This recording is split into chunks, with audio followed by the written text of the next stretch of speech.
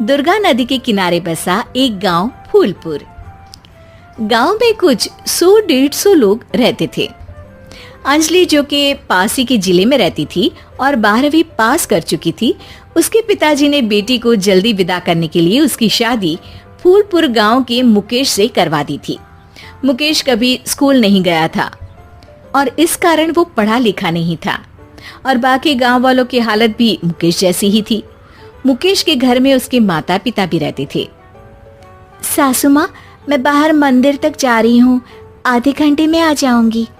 अरे अभी कहीं जाने की जरूरत नहीं है, चुपचाप जाके रसोई में रात के खाने की तैयारी करो। और ये घूंघट क्यों हटा लिया है तुमने? क्या पता नहीं कि इस गांव में औरतें बिना घूंघट के नहीं रहती? रात में अंजलि छत पर जाकर अपनी मम्मी से बात कर रही होती है। तभी गांव की 3-4 औरतें उसे देख लेती है और दरवाजे पर आकर उसकी सास से शिकायत करने लगती है। और क्या हुआ? अरे छत पे तो देखो, आपकी बहू मटक मटक के किसी से फोन पर बात कर रही है। दिन भर फोन पे लगी रहती है।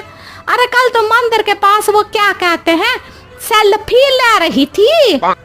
शहर की बहू रखना अच्छा शान की बात है, पर देखना इसके लक्षण से ये तो तुम्हारे परिवार को बदनाम ना कर दे। ये पहली बार नहीं था जब सास से गांव के लोगों ने अंजलि की बुराई या शिकायत नहीं की हो। अब तो ये रोज की बात थी। अंजलि ये सब सुन लेती है। जब वो नीचे जाती है तो मुकेश भी वहां आ जाता है। सास कहती है, बेटा, लोग घर आकर शिकायत करने लगे हैं बहू के कामों की। देख लो, पति हो, संयम से रखो इसे। माँ जी, मैं तो अपनी माँ से बात कर रही थी क्योंकि यहाँ कोई बात करने लायक ही नहीं है और अब मैं माँ के पास ही रहूंगी। वहाँ क्या रहना, वहाँ बाहर के लोग तो ठीक है पर घर के लोग भी इज्जत ना दे सके। अरे नहीं नहीं अंजलि, ऐसा नहीं है, धीरे धीरे सब ठीक हो जाएगा, तुम फिक्र ना करो। अरे बस कुछ बोलना ही नहीं है, सर पे चढ़ा रखा है बहू को।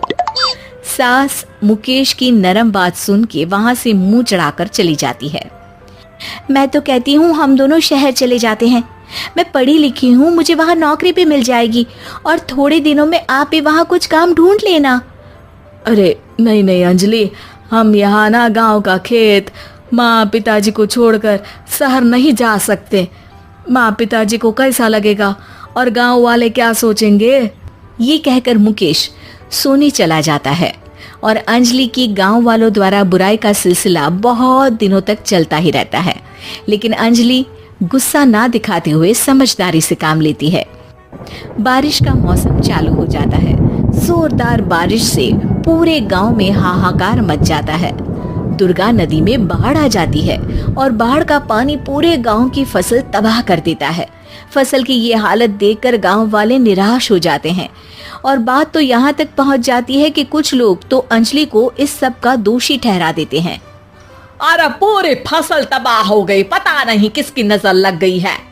अरे जब से चौधरी परिवार में ये शहर की बहू आई है ना, तब से ही गांव की शांति चली गई है। इसके कर्म कांड से माँ दुर्गा नदी भी खुश नहीं है।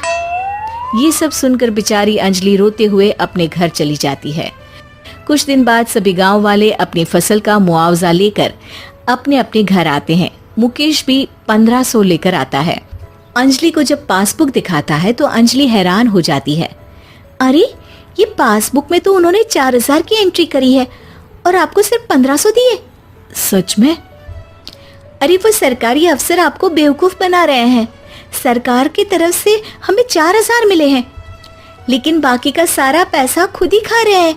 आप लोग के अनपढ़ होने का फायदा उठा रहे हैं। ये सब सुनकर मुकेश परेशान हो जाता है लेकिन अंजलि उसे हिम्मत से काम लेने को कहती है और सुबह होते ही मुकेश को पंचायत कार्यालय ले जाती है और साथ में गांव के और लोगों को भी। आप सरकारी बाबू क्या गांव के लोगों को बेवकूफ समझते हैं? आपको क्या लगता है ये पढ़े लिखे नहीं है तो आप कुछ भी मनमानी करेंगे?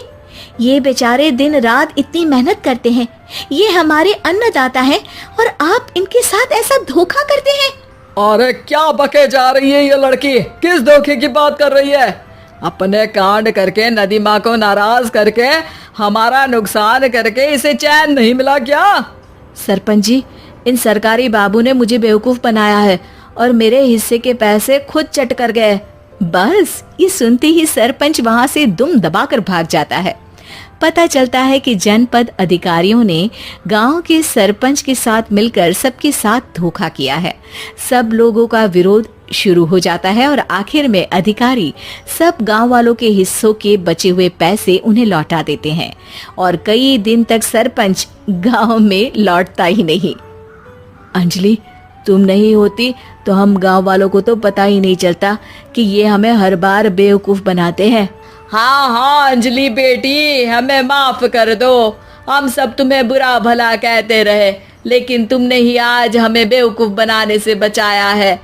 हमें तुम पर गर्व है बेटी। अब समझ आया कि सरपंच तुमसे नहीं, तुम्हारे पढ़े लिखे होने से नफरत करता था। क्यों ना इस बार हम अंजलि को ही सरपंच पद के लिए चुन ले? क्या कहते हो गांव वालों? पढ़ी लिखी सरपंच। बस पूरा गांव अंजलि के लिए ताली बजाता है और अंजलि की सास उसे खुशी से गले लगा लेती है।